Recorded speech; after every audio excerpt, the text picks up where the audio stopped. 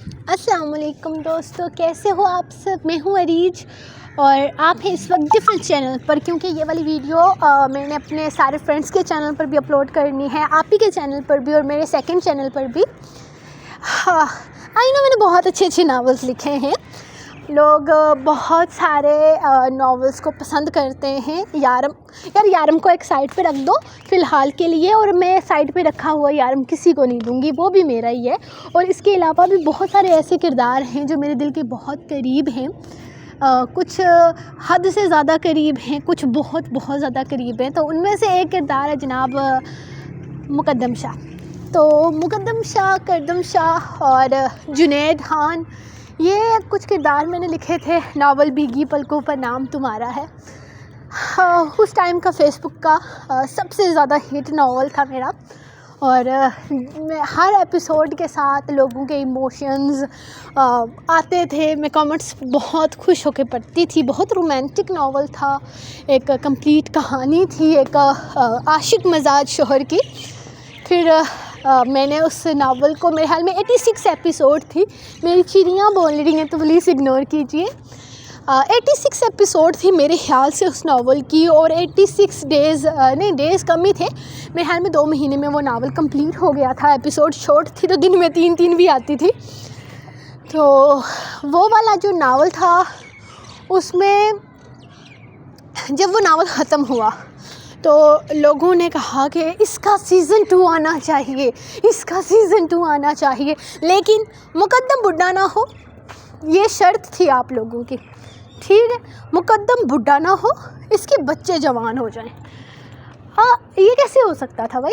अब अगर मैंने नावल के 27 साल मैंने उम्र दिखाई थी मुकद्दम शाह की, तो ज़हरी सी बात है, अगर आप ये चाहेंगे कि मुकद्दम का जो बेटा है बहराम शाह वो बड़ा हो तो मुकद्दम तो 50 से ऊपर जाएगा ही ना। अभी ये तो नहीं है ना कि मैं उसको कभी बड़ा ही नहीं करूँगी। तो ज़हरी सी बात है, बहराम की लोगों को कहानी पढ़नी थी, कहानी मैंने लिख दी, मैंने मुकद्दम को मार डाला। तो उस वक्त मैं फ़ील नहीं कर रही थी यार, मतलब 16-17 साल मेरी उम्र थी, मुझे पता ही नहीं था कि ये 5-6 साल पहले की बात है, मैं पहले बता रही हूँ। तो उस वक्त मैं ज़्यादा फ़ील नहीं करती थी भाई, छोड़ो यार, जाने दो, कोई बात नहीं, हीरो ही था ना, मर गया तो क्या हो गया। आहिस्ता आहिस्ता जब लोगों के साथ मेरा कनेक्ट हुआ, लोगों के साथ मैंने बातचीत शुरू की, तो मुझे बहुत कुछ पता चला उस किरदार के बारे में। इवन बहुत कुछ ऐसा था जो मैं नहीं जानती थी। एक आंटी है, वो उन्होंने बोला कि मैं ये नावल पढ़ती हूँ अरीज, और मुझे ये नावल बहुत पसंद है। आपने जैसा किरदार मुकद्दम लिखा है वैसा ही किरदार मेरे रियल लाइफ में मेरे हस्बैंड का है। और जब आपने इंतहाई इश्क में उसको मार डाला ना, तो वो मैं फीलिंग्स बयान नहीं कर सकती कि मुझे कैसा फ़ील हुआ, क्योंकि मेरे हस्बैंड ज़िंदा हैं। यार मुझे इतना बुरा लगा कि आप उस किरदार में अपने रियल लाइफ पार्टनर को देखती थी और मैंने उस किरदार को मार डाला। बूढ़ा होना वो नहीं है, अपने बुढ़ापे को एक्सेप्ट करना चाहिए, बढ़ती उम्र को एक्सेप्ट करना चाहिए। लेकिन मैंने क्या किया कि मैंने किरदार को मार डाला। उस वक्त फ़ील नहीं हुआ था, मैं खुद छोटी थी। लेकिन कल परसों की बात है, अरीज इस नावल को रिकॉर्ड कर रही थी, तो अरीज बता रही थी मुझे वो नावल रिकॉर्ड कर रही है। तो हम बड़ा इंजॉय कर रहे थे कि वो नावल को रिकॉर्ड कर रही है और हम उसको वो अपलोड कर रही है यूट्यूब पे। तो बड़ा इंटरेस्टिंग सब कुछ चल रहा था।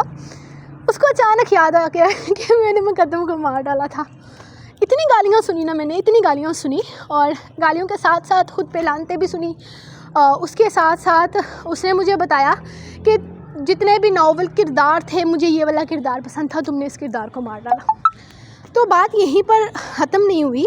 कुछ अरसा और गुज़रा, कुछ अरसा नहीं, अभी थोड़ा वक्त और गुज़रा कि मुझे मेरी टीचर की कॉल आ गई। उन्होंने बोला मैं अरीज के चैनल पे नावल सुन रही थी, और नावल पूरा सुनने के बाद मुझे यकीन नहीं आया कि तुमने इस किरदार को मार डाला है। क्यों मारा है, क्या कसूर था उसका, क्यों तुमने मारा, क्यों, तुम होती कौन हो मारने वाली। वो रोने लग गई।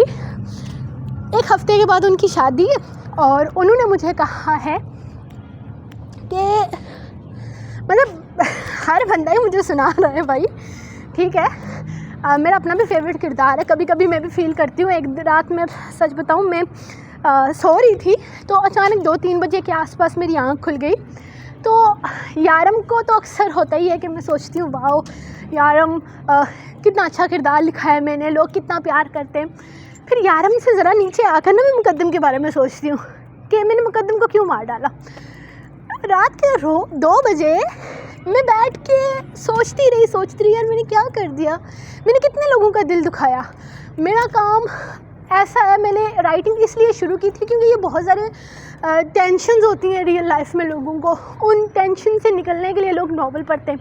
और मैंने एक किरदार मार डाला, और वो किरदार मार डाला जिसने मुझे एक पहचान दी, जिसने एक आम सी लड़की को अरीज शाह द राइटर बनाया।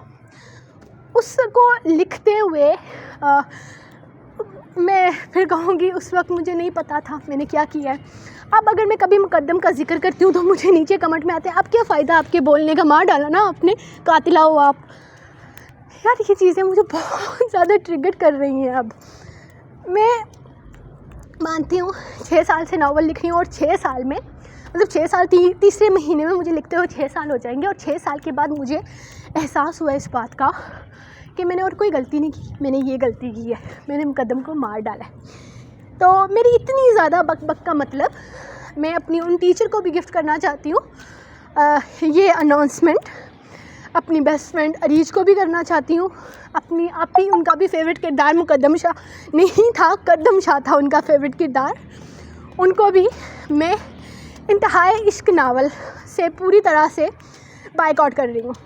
मैं इस बात को अनाउंस कर रही हूँ कि जो इंतहाई इश्क नावल है वो मेरी एक गलती है जिसे मैं अपने करियर से निकालना चाहती हूँ। इंतहाई इश्क नावल लिखा है, मैंने लिखा है, लेकिन मैं उसको रीरिटन करना चाहती हूँ। आप ये समझें कि मुकद्दम वाला जो नावल है, जो भीगी पलकों पर नाम तुम्हारा है नावल है, उसकी वही एंडिंग हो चुकी है, वही एक खूबसूरत एंडिंग जिसमें सब कुछ हैप्पी एंडिंग हुआ है। इंतहाई इश्क कैसे सेट होगा, आई नो मैं बहुत बड़ा चैलेंज ले रही हूँ। मैं उसको रीरिटन करूँगी, उसमें बहुत कुछ नया भी ऐड करूँगी। उसमें जो किरदार हैं उनका ताल्लुक़ मैं मुकद्दम शाह, कद्दम शाह, जुनैद खान, ताइशा, हुरिया, धड़कन उन सब से ख़त्म कर दूँगी। I promise you. जिन जिन लोगों का दिल मैंने दुखाया है, जिन जिन लोगों को लगा है कि अरीज ने क्यों किया ऐसा, यार गलती इंसान से होती है और मैं अपनी गलती एक्सेप्ट कर रही हूँ। ये नहीं है कि भाई राइटर है तो कुछ भी कर ले, नहीं, मैंने गलत किया था। और यार मुझे अब बहुत ज़्यादा इस बात का रिग्रेट हो रहा है कि मैंने 6 साल पहले ऐसा क्यों किया। तो अपनी 6 साल पहले की गलती को मैं धोना चाहती हूँ, सेल्फ एक्सेल से धोना चाहती हूँ। तो यकीनन मैं उम्मीद करती हूँ आप लोग मेरी बात को समझ रहे होंगे।